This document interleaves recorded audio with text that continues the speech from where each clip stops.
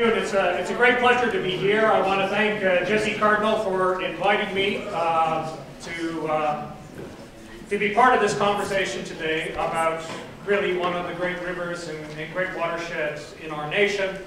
I would begin by, I have to agree with Nancy and her comments that surely the time for talk is over. And I would add to that, we live in pre-revolutionary times because the people that we are talking to are no longer listening to us. So the whole dynamic of the country has changed from that of an active democracy to one where we have rulers and we have the ruled.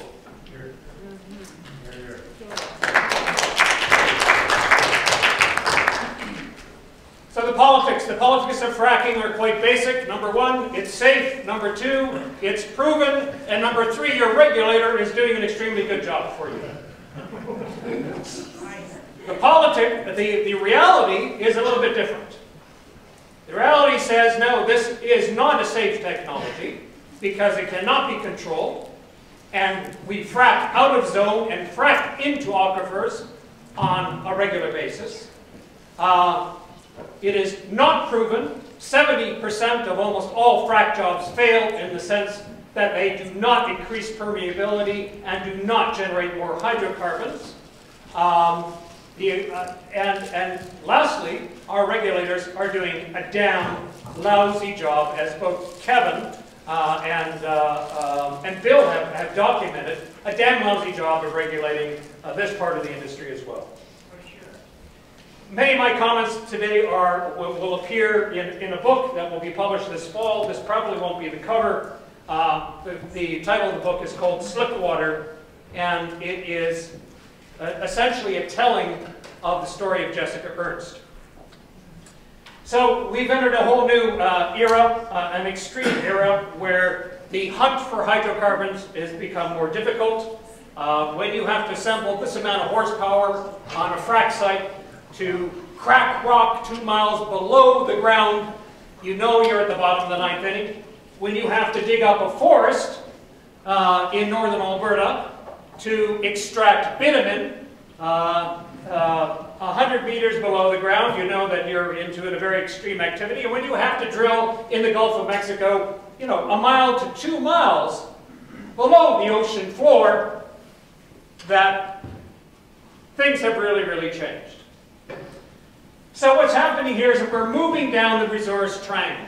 All right, there's all the easy stuff at the top, cheap and easy to find and produce, high quality, extremely high margins, and now we're down to the bottom of this pyramid and we're going after the nasty stuff. There might be lots of it, but it's of low quality. It might be easy to find, but it's difficult to develop, extremely high cost, and comes with extraordinary environmental footprints. Dave Hughes, who used to work for Natural Resources Canada, says it best: shale gas is expensive gas, and it is an exercise in creating greater complexity with lower and lower returns. And that's what hydraulic fracturing is all about. It's also part of this tale. What do we use cheap energy for? What do we used to use it for? We used it to build a lot of complexity. That complexity created more and more problems, which required the expenditure of more and more energy to solve. You know, now the shit has hit the fan because energy has become increasingly more and more expensive as the complexity of the problems we have created is moving fast beyond our means to address them. The first issue we have with the hydraulic fracturing in this province is that we have a captured regulator. The head of the Alberta Energy Regulator at this point in time is Gerard Proddy. Gerard Proddy, who is Gerard Proddy? He used to be the vice president of Encana. Encana was one of the major and most aggressive pioneers on this continent of advocating and using hydraulic fracturing. He is also the founder of the Canadian Association of Petroleum Producers. He is an energy lobbyist. And he is running the regulator of this province. In most other jurisdictions in the world, this would be called a conflict of interest. In Alberta, it's considered normal business. It's not over. So, he's the head of our regulator. He also sits on the board of a company called Petromanis, which wants to frack the living daylights out of Albania. I don't see any conflict of interest there. So, here's the problem. We have lots and lots of shale. It's a really crappy rock. Doesn't contain, we're cracking this rock for molecules of hydrocarbons. And we're using enormous amounts of water and sand and chemicals to do this. And and propaganda. We're trying to convince people that Terry, the Friendly Frackosaurus, this was a coloring book distributed to children in Pennsylvania by Talisman, the Calgary company, that you don't have to worry about Terry, the Friendly Frackosaurus. But what we're doing here is quantitatively different than what we've done before. So hydraulic fracturing dates started around World War II. Halliburton was the company that got it all going. The whole idea is you take a fluid, you inject it at some pressure into the ground with the idea you're going to crack rock. Every time we inject fluid, whether it is steam for the in situ projects, whether it's nitrogen into coal seams, whether it's slick water fracks into shale, you will crack rock. And you will not always be able to contain those fractures in the rock. So here's a simple frac job, 1955, 10,000 gallons of napalm, that was the frac fluid of the day, was used, using 600 horsepower. This was a vertical frac job, so it looked like this. Probably wasn't all that deep. And the industry is saying, well, look, this is safe and proven. We've been doing it for 60 years. Well, that's a lie. Because industry has only been doing this high-volume, multi-stage hydraulic fracturing with horizontal wells. They've only been doing this for about 10 years. I wasn't sure. And that's what it looks like. Is this okay? Remember the picture, the nice, quaint little picture from Kansas in 1955. This is a modern frac job. This is in the Duvernay Shale. This is very much like the fracs that are going on in Caleb's country in northern BC. 5 million gallons, using up to 61,000 horsepower to blast rock 2 miles below the ground to produce, in this case, condensate. So fracking started out, if you wanted to, I mean, it looked like a canoe in 1955. Today, it operates more like a nuclear submarine. Totally different technology in terms of scale and impact. Chemicals, the industry is still using an enormous amount of chemicals, particularly in Alberta. This was a report from the United States. Doesn't take much diesel fuel to contaminate an aquifer. But in the Cardium Formation outside of places like Cochrane or all the way up into Drayton Valley, industry is now exclusively fracking with 100% hydrocarbon fracs. So they're not using water, but they're using diesel fuel or kerosene or petroleum distillate or something like that and moving through aquifers. And of course, there's no issue with that in Alberta. The science is still in an infant stage on this technology. The U.S. Geological Survey said, you know, we don't know about the impact on water quality. We don't know much about how this fluid injection can trigger earthquakes. We don't know much about how it's going to fragment the landscape over time. And we don't know where all of these fluids we are injecting in the ground, where they're going. Because we're only recovering around 40 to 50% of them. In some cases, we're recovering less than that. So what's the fate of all this stuff we are injecting into the ground? We do not know. Here's another group of scientists saying, well, this is the stuff we haven't done. We haven't got baseline geochemical mapping. We haven't done the field testing of potential mechanisms by which hydrocarbon gases, saline fluids, and fracturing chemicals might invade and contaminate shallow groundwater. Nor do we know how to fix a polluted aquifer underground once we have contaminated it.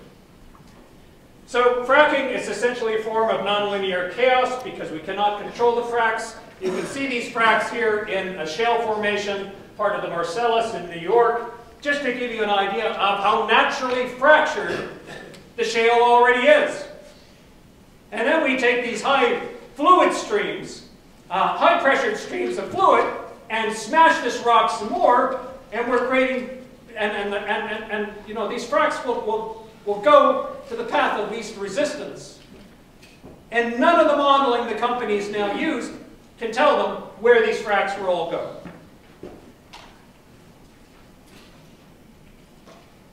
So here's a Schlumberger publication, Oilfield Review, saying geological discontinuities, such as fractures and faults, so all the fractures and faults that are in the ground, can dominate fractured geometry. So one frac can hit a natural frac in a way that makes predicting hydraulic fracture behavior difficult. Which is why, for the whole history of production in the Cold Lake area, it has essentially been one tale of fracking gone awry after another. Now industry says, don't worry, our fracks are enormously deep, and the water table is way up there, and the fracs jobs are way right here. There's no way we're going to make any of these connections. What they're not telling you is that we're fracking in between those areas as well. And some of the fracks are traveling enormous distances, from 1,800 feet to 1,500 feet. Quite often going out of zone into other target formations. Tony and Graffia, one of the world's experts on the science of fracturing in rocks. Since the gas shales are typically overpressurized, and since the fracking process further increases the pressure in the rock mass for a short period of time, it is possible that the fracking process could open up a pathway upwards to fresh water. No kidding. Not only that, we have another problem. We have other pathways on the landscape. We have now put 4 million oil and gas wells drilled on the planet, the majority of those being actually in North America, and those are all conduits and pathways for migrating gases to the surface. We know that when we're fracking, we can hit other energy wells. Very common occurrence to happen in the Cold Lake area as well. You know, they're injecting steam, the steam travels, goes through a seep zone, it might hit groundwater or it might hit a neighboring well. And if you look through the in situ progress reports published every year by these companies, and they're long and boring and tedious, but almost everyone mentions aquifer contamination is an issue, as well as fracking with steam into somebody else's formation. This is from the Bakken, a guy sort of explaining fracks are the most poorly understood and poorly optimized element of the well. And here, just the top paragraph here, at least 4 treatments have fracked into offset wells 1,500 to 2,200 feet away in a transverse direction, pumping sand-laden slurry to the surface. So you're fracking, your frac hits another frac, off it goes, and path of least resistance finds that other wellbore and comes shooting up that wellbore. We've had nearly more than 24 of these events in Alberta since 2008 alone. This was the Innisfail event that Bill was talking about, where oil frac travels 1.2 kilometers to another oil well. It would not have been reported to the press had a farmer not seen this and picked up his cell phone and started talking about it. Between 2009 and 2012 alone, there have been 39 cases like this in what industry quaintly calls interwell communication. Who would have thought? Wells are communicating out there, and fracks are helping them to communicate. And these fracks are traveling from 90 to 7,000 feet. These fracks can travel a long distance because they cannot always be controlled, and because industry cannot predict what the geology is or how it will behave under pressure. So we're introducing more chaos by introducing more fracking to these geologies. And here's a study in Pennsylvania that says, well, wow, we've got some issues here already. We have natural fractures, and we have brine moving through these fractures and collecting in groundwater. And this is a slow process taking place over time. So we know that there are natural fractures there, that brine and gas and other things are moving. The earth is always breathing. And so there is always movement, but it's extremely slow. Mother Nature does not, when she's letting this stuff go, it's a slow process. And then we introduce fracking, and we can change this all by connecting to other pathways. So greater risk of contamination from shale gas development because of a pre-existing network of cross-formational pathways. So we have Mother Nature's pathways, then we introduce industry's pathways, then we frack like hell, and we're surprised if connections are made. Then we've got the earthquake issue. All right, fluid injection can trigger earthquakes. We've known that since the 1960s. And very well known established fact in petroleum, oil, and gas geology. One of the largest earthquakes ever to occur in Alberta happened in Snipe Lake in the 1950s. It was a magnitude, I think, it was a 5-something earthquake, and was most likely caused by fluid injection, in this case a water flooding of an oil formation. And it is reported, by the way, in this bulletin. We've known that hydraulic fracturing can cause earthquakes since the 1970s, in Oklahoma, no less. 3,000 deep well near Wilson, Oklahoma, triggered 70 earthquakes in 6.2 hours. Now, a lot of these earthquakes, they were small earthquakes, you could not feel them. You crack rock. Cracking rock is a microseismic activity.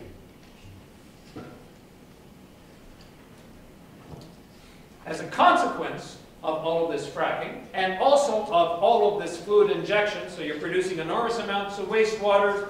What are you going to do with that wastewater? The solution is to bury it in the ground. Again, to inject it at very high pressures, that water goes straight down and then migrates over time, hits a fault, triggers that fault, and then you have more earthquakes.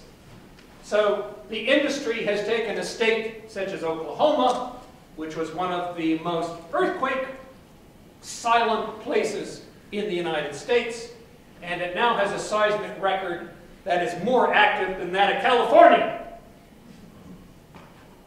That is an unprecedented geological disturbance caused by the oil and gas industry.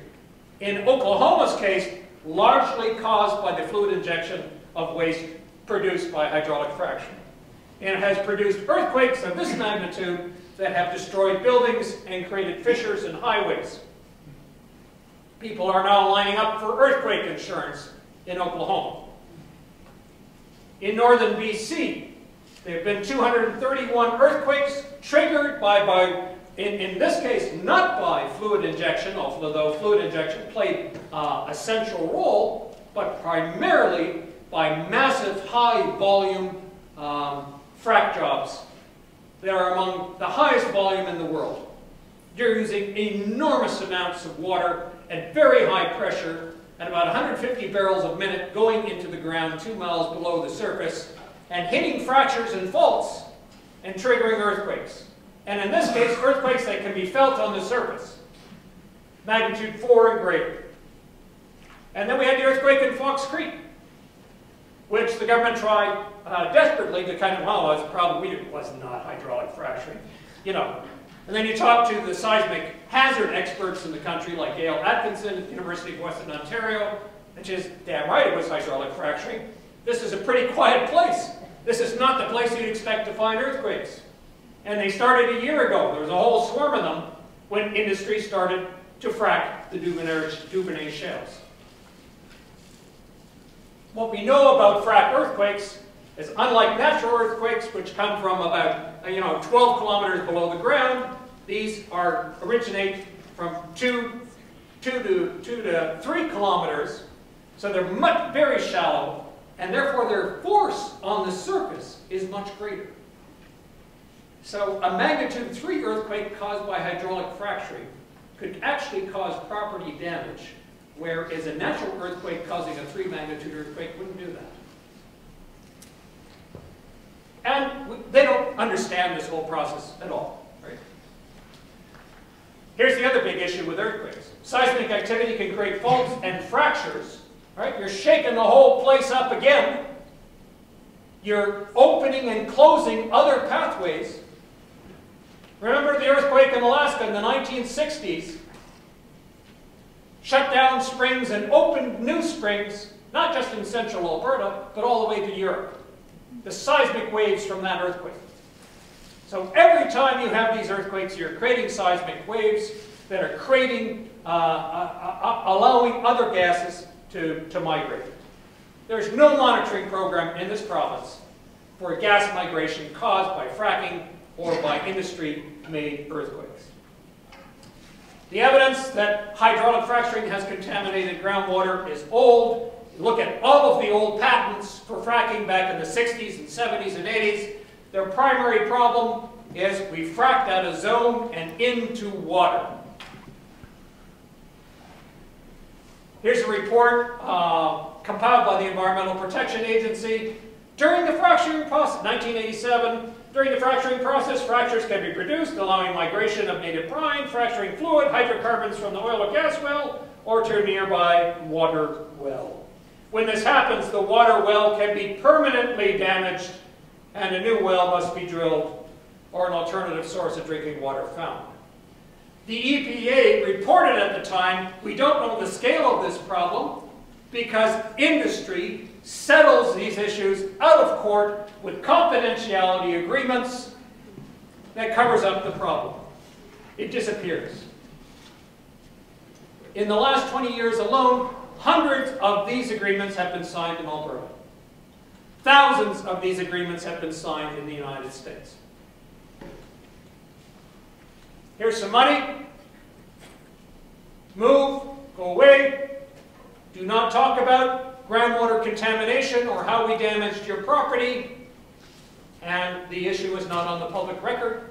And then regulators can say there is no issue. Talk about cycles of abuse. Here's the New York Times confirming this very fact that I just talked about. Groundwater contamination has occurred in almost every region of the United States where there has been extensive fracking. This is west of Divide Creek in Colorado, where methane came bubbling up in the water. And over time, they noticed more and more methane appearing in water wells and surface ponds as the number of gas wells in the area increased. Dimock, Pennsylvania, the same story. This is Bruce Jack, this is a farmer in central Alberta. Gas migration into his pump house. The pump house exploded. Bruce Jack was ejected from this building. Woke up, discovered himself totally in flames, took off his clothes, ended in the hospital for a month or so. There is no public record in Alberta of this incident occurring. Jessica Ernst. Here she is on her property in the Rosebud Valley. Beautiful, beautiful place. The river that you see there is the river the Blackfoot used to call the river of many roses. Here you have an indication of the density of drilling around her place, not to mention the older well bores, and this was all during the CBM boom, coal bed methane boom, about 10 years ago. Her water became so explosive that she could do this with it.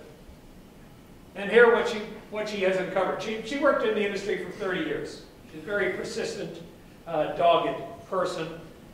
She discovered that Encana fracked right into the local aquifers, that Alberta Environment then conducted a bogus investigation, and that Alberta Research Council participated in a cover-up of water contamination in this valley.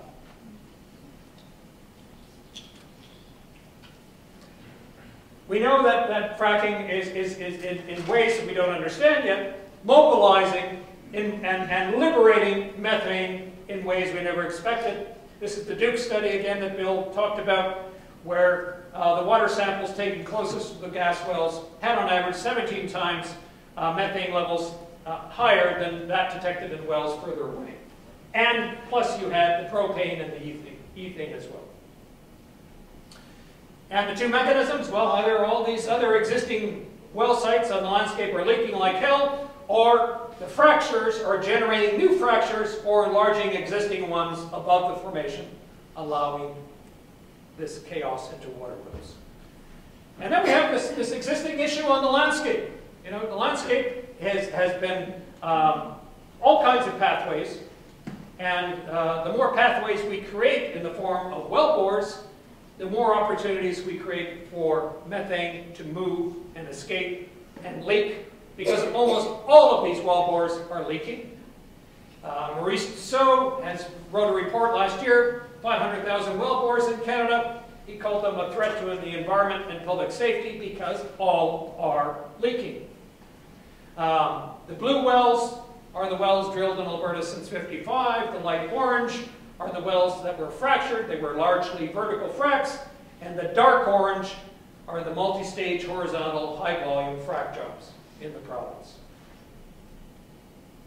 So you have, on the landscape, all of these wells that are aging. Their cement is aging. Just think of bubble gum on the bottom of a table that is drying up and cracking and shrinking as it ages. And that's pretty well, that's a good idea of what a cement seal in the wellbore is doing over that time. And then you're creating earthquakes all over the place. And then you're wondering why gas is being liberated and coming to the surface. At the same time you're doing this, the concentration of water wells in the province is increasing. But in Alberta, there are no collisions taking place. Officially, there is no contamination of groundwater by the oil and gas industry in this province. Unofficially, and when you look at presentations made by the energy regulator abroad or in other countries, oh, we've got a problem. Increasing numbers of horizontal, multi-stage hydraulic fractured wells. We've got large numbers of pre-existing well bores in the province that are leaking. Uh-oh, potential to impact assets, and by assets they mean other energy wells.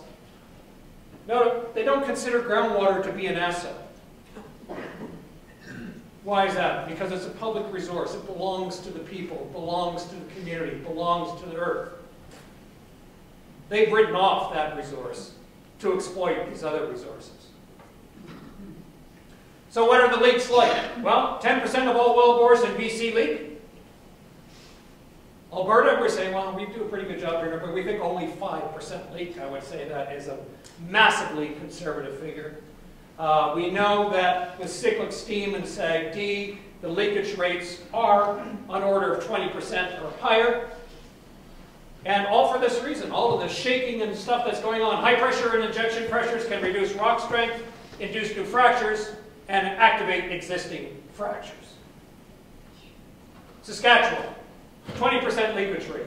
Why is that? Because so much of the heavy oil in Saskatchewan is using horizontal well bores, which tend to leak a hell of a lot more than vertical well bores because you can't get the cement to seal the way you want it to seal due to gravity on the slant when the well is curving. And Gulf of Mexico, 60% of the wells in the Gulf of Mexico are leaking by the time they reach the age of 25. So this is a problem that is getting worse over time. This is a multi-billion-dollar liability that existed on the landscape before we started to frack.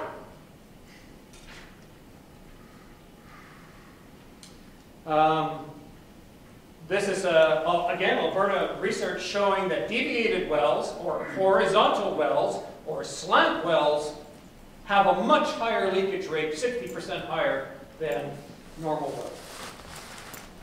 This is what gas migration looks like.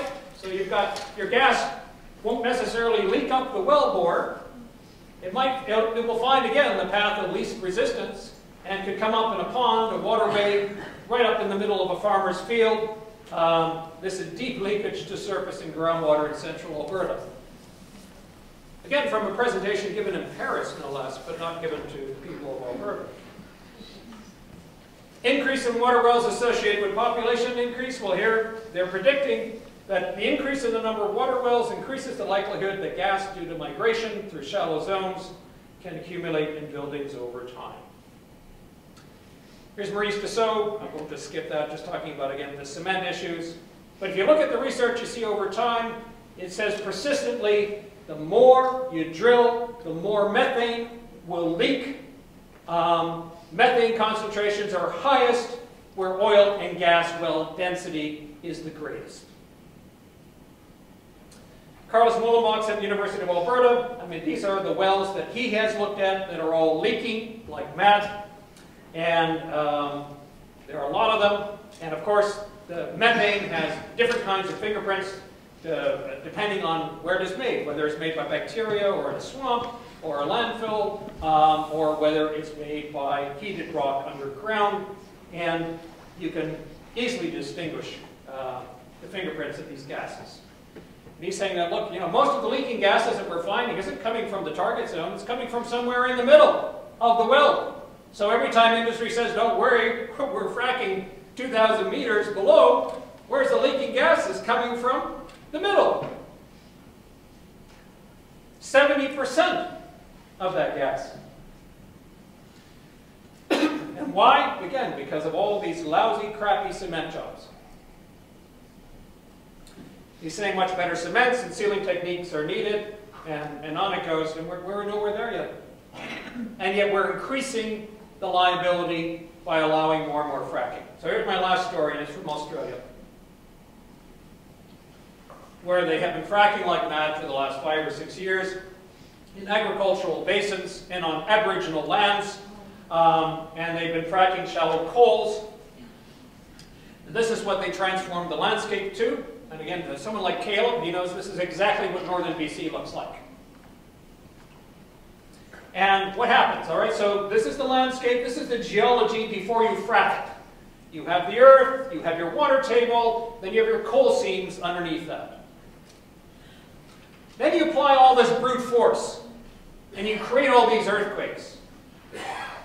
And you create all of these fractures. And what are scientists beginning to find? They are now finding in coal fields that have been fracked 3 times more methane, CO2, and radon in the atmosphere above the ground than in areas that have not been fracked. So what they are saying is that the fracking is acting like a chronic low-level earthquake that does not stop, that is allowing gases to migrate and move at a rate they normally would never do. And some of those gases, like radon, can cause cancer.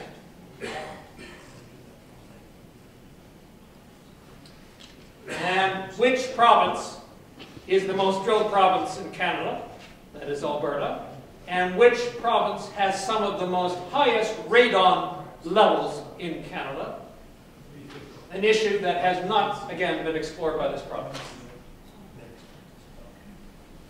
And what happens when you frack coal seams over long periods of time in the US Southwest and in an experimental way, and you increase the permeability of the coal in ways that nobody expected, you now have so much methane leaching throughout crops and up in rivers and through soils and forests where the methane will suffocate and kill, that NASA can read the methane levels from satellite photos, and that this is now the methane hotspot in all of North America.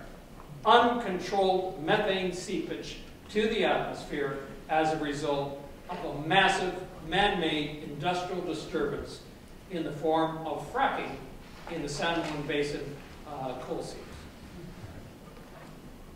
So I'm going to, I guess my conclusions are simple. The more industry fracks shale and other formations, the greater risk to aquifers and groundwater from methane leaks and contamination. And fracking and horizontal drilling makes gas migration worse. We have a liability on the landscape. It's billions and billions of dollars, and now we have magnified that liability with hydraulic fracturing, a poorly understood technology. Thank you.